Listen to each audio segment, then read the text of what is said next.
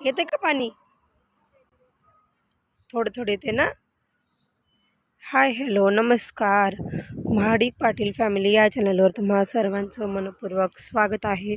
तर हे बघा, मध्येच एकदा थोडंसं पाऊस येऊन गेलं तेव्हा हे सगळं गवत मी काढलं होतं आणि जे छोटं छोटं होतं ते बघा, मी 8च दिवस गावाला गेली तरी एवढं मोठं झालं आहे.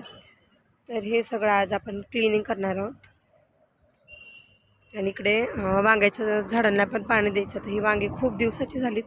खरं तर ही उपटून टाकायला पाहिजे आणि त्याच्या जागी नवीन लावायला पाहिजे. पण बघू आता, एक वेळेला पाणी देऊन आली तर आली चांगली. आणि हे बघा, हे चिक्कूचं झाड पूर्ण सुकून गेलं आहे, कारण आमच्याकडे बिलकुल पाऊस नाही आहे. आणि मला असं वाटतं की मी गावाला गेल्यापासून ह्या झाडाला पाणीच दिलेलं नाही आहे, कारण खूप वाळून गेलं इथं खाली. हे बघा, इकडचं हे वांग्याचं झाड पूर्ण वाळलं आहे. बाळा काटे डोसतील, चल तिकडं. तर हे बघा, इथं छोटासा चाफा आहे, छान फुटला आहे, गुलाबी कलरचा चाफा. आणि हा पलीकडं आहे तो पांढऱ्या कलरचा आहे, जो मी आणला होता.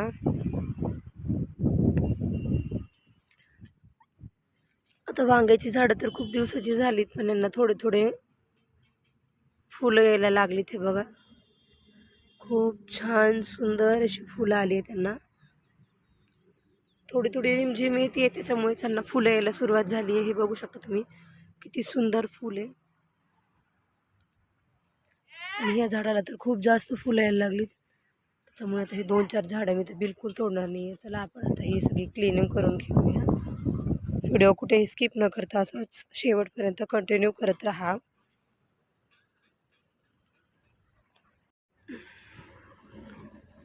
तर हे बघा, आता इथं मी गवत उपटायला सुरुवात केली आणि असं इथे पलीकडे मी एका जागेवर टाकते आणि क्षितिज इकडे सगळं गवत गोळा करून पलीकडे नेऊन फेकायला माझी मदत करणार आहे. बघू आज तो मदत करेल का नाही, मला माहिती नाही.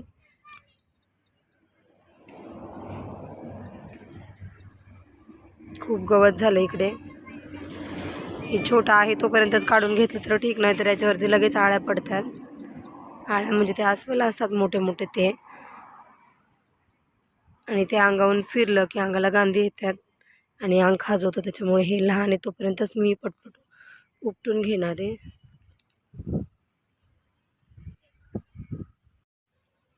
हे बघा, इकडे मी गवत काढते इथलं आणि क्षितिजीकडे वांग्याच्या रोपांना पाणी देतोय. आता इथं पाणी द्यायचं कमी आणि खेळायचं जास्त सुरू यायचं. पाईप खाली ठेव बाळा, म्हणजे सगळ्या झाडांना जाते. खाली मांड, खाली ठेव.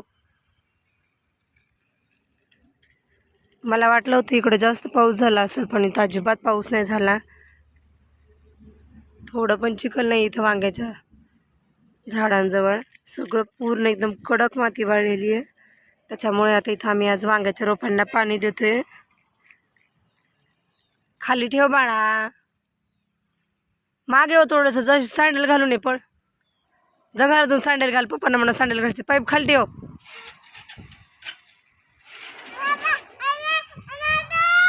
आता इकडे त्याचे पप्पा मोटर बंद करायला चाललेत, म्हणून कसं रोडतोय. मोटर बंद करू नका.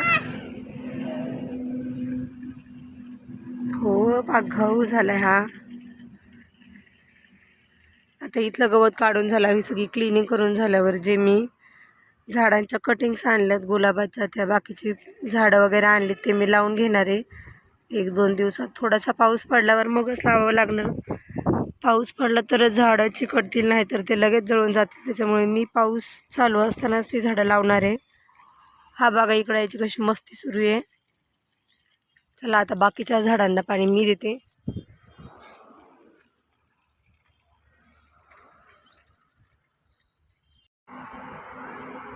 थोडीशी रिमझिम यायला लागली म्हणून लगेच घरात आले. म्हटलं नको भिजायला तर अजिबात नको, कारण घसा पण खूप बसलाय माझा आणि सर्दी पण झाली आहे. त्याच्यामुळे मग मी लगेच घरात आले आणि क्षितिजला पण घरामध्ये घेतलं. तर हे बघा, मागच्या व्हिडिओमध्ये मी तुम्हाला दाखवलं होतं की ते नारळाला कोंब फुटलेलं ते लावले. तर हे बघा, त्याला इकडं हे सुरुवातीला एकच पान होतं आणि आता हे आणखी नवीन दुसरं एक पान येते. आणि हे बघा ना, शेवग्याच्या शेंगा, झाडाला खूप साऱ्या शेंगा लागल्या छोट्या छोट्या. आणि पलीकडच्या झाडाला तर पहा किती फुलं आली आहेत. हे बघा, खूप सारी फुलं आली आहेत. आणि इकडे बघा, ह्याला वरती छोटे छोटे शेंगा यायला लागल्यात आणखी. आणि ह्या झाडाला सुद्धा भरपूर फुलं आली, कारण थोडं थोडं रिमझिम पाऊस येऊन गेला आहे आणि त्याच पावसावर ह्याला भरपूर फुलं लागली आहे. आणि तिकडे क्षितिजची आणि त्याच्या पप्पांची मस्ती सुरू आहे. बघू थोडंसं पाऊस म्हणजे रिमझिमी आहे ती कमी झाली की लगेच मी बाहेर गवत काढायला जाणार आहे, कारण मी सगळे प्लांट्स आणलेत ते मला लावायचे आहेत. जास्त नाही आहे पण थोडीशी रिमझिमी, पण तरीसुद्धा मी बाहेर जाणार नाही. मगाशी तर एकदम थोडीशी रिमझिम होती, पण आता थोडासा पाऊस जास्त वाढला आहे. तर ते बघा तिकडं रस्ता ओलवला दिसतोय आणि इकडे पण दाखवते तुम्हाला. हे बघा इथे पायऱ्यांवर पाणी साचायला लागले आहे, म्हणजे मगाच्यापेक्षा थोडंसं पाऊस वाढला आहे. आता बघू 4-4:30च्या टायमिंगला जर थोडंसं इकडे बाहेर सुकलं तर मी उरलेलं गवत काढेल. बघा ना, थोडंसंच काढलं आणि बाकीचं तसंच राहिलं आणि मी लगेच घरात आली आहे. आणि हा बघा हे आमच्या शेजाऱ्यांचं डाळिंबे समोर, हे बघा त्यांचं डाळिंबे. आणि इकडं त्यांनी हे पूर्ण असं हे पांढरं कापड पूर्ण बागेला लावलं होतं, पण मी गावावरून आल्यावर पाहते तर काय ह्याने पूर्ण ते काढून घेतलेलं. मला वाटतं की ते बहुतेक डाळिंब तोडत आहेत, कारण इकडे पिकअप लावलेलं आहे. आय थिंक डाळिंबाची तोडणी चालू असेल. मला तर वाटतं हा पाऊस चालू आहे असं जोराचा थोडा वेळ यावा, कारण ह्या पावसाला तर शेतकऱ्यांना पावसाची खूप जास्त गरज आहे. हे बघा आमच्या शेजाऱ्यांचं शेतसुद्धा इथं काहीच लावलेलं नाही आहे, पण जे रिमझिम होती त्याच रिमझिममुळे थोडंफार इथे इकडे तिकडे गवत उगवले.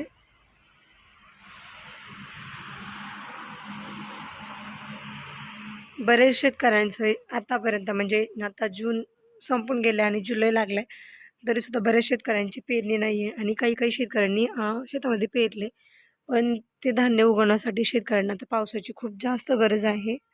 आणि मला तरी वाटतं पावसाने पडायलाच हवं. हे बघा ना किती आभाळ आले. मस्त थोडा वेळ आराम केला आणि परत गवत काढायला आली बाहेर.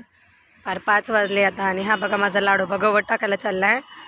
क्षितिज समोर टाक, इथं टाक, खाली खाली टाक, टाका खाली टाक. आता आम्ही रोज जातो तो तिकडे पळतोय. बघा गवत टाकायला कुठं गेलाय.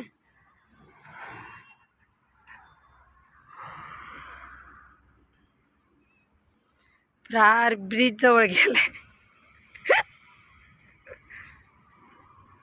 चल, ते म्हणतात ना गुडगाभर का असे ना, शेवटी आपलं ते आपलंच. त्याला माहिती आहे दारातलं गवत काढलं की डायरेक्ट तिकडं नेऊन टाकतात, म्हणून तो पण तिकडं गेलाय. आणि आभाळ बघा, खूप आभाळ आले, पण पाऊस काही येत नाही. आणि आता मी आणि क्षितिज इकडे गवत काढते. मला सांगतो इथलं गवत काढ, पण अगोदर आम्ही इकडचं क्लिनिंग करणार आहे मी, कारण मला आणलेले सगळे प्लांट्स लावून घ्यायचे, त्याच्यामुळे अगोदर इकडची क्लिनिंग करणं खूप गरजेचं आहे आमच्यासाठी. तर चला आता आपण एवढं बाकीचं क्लिनिंग करून घेऊया. चल बाळा, हां ठेव पाठी खाली, पाठी खाली ठेव. काढ ना, तू काढू लाग बरं, तुला येते का काढतं बघू. खुरपं देऊ, हे का खुरपं. हे बघा इथं मला मदत करायला म्हणून क्षितिज खुरपं घेते माझ्याकडून आणि गवत काढायला लागलाय. मग अशी थोडीशी रिमझिम येऊन गेली, त्याच्यामुळे पटपट इथं गवत उपसतंय. गवत काढायला जास्त जोर लावावं लागत नाही आणि लगेच निघते.